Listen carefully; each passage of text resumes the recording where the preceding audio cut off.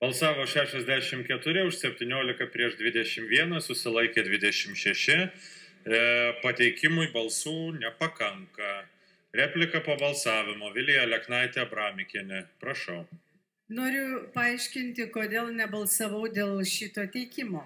Aš džiaugiuosi, kad mes nepritarėme ankstesniam projektui dėl Romuvos pripažinimo, tačiau tai, ką pateikė konkrečiai ši formuluotė, kurią pateikė ponas Raskevičius, yra toksai smulkus politinis huliganizmas. Už nepadorias formuluotės aš negaliu balsuoti, tikėdamėsi jos pataisyti. Nes tai, ką jis pateikė, yra pasityčiojimas iš šiandien priimto Seimo sprendimo. Ačiū, labai įdomu. Dabar Tomas Vytautas Raskevičius.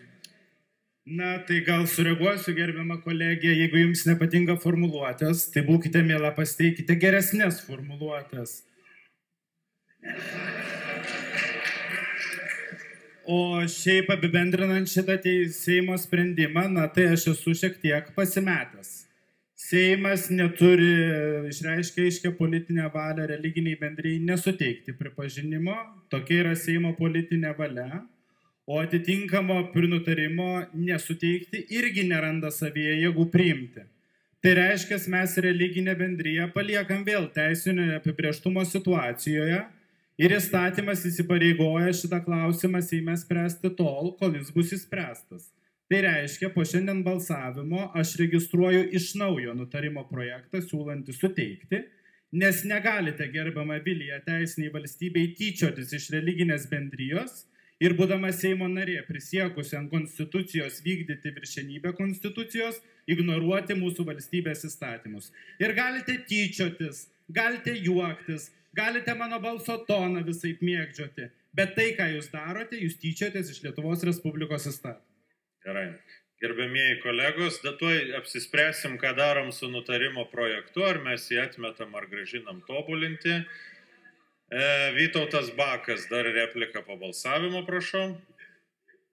Iš tiesų, ar čia politinis huliganizmas, ar ne, aš čia daugiau vardinčiau, yra politinį zuikiavimą, kada valdančioji dauguma yra neįgali išspręsti klausimo. Taip, jūs esate neįgalus išspręsti žmogaus teisų klausimą ir palieka 3000 žmonių vienijančią bendruomenę be atsakymų. Ir ponas Maldeikis, jūs man nedraskykit akių, o jūs ateikite, raskite tie politiniai zuikiai savyje drąsos, atsistoti prie mikrofono ir išdėstyti aiškius argumentus, kodėl šita bendryja yra, kokiais argumentai nesuteikiamas jai statusas. O nesidangstykite už tokių tarpusavio tuščių rietenų. Priimkit sprendimus.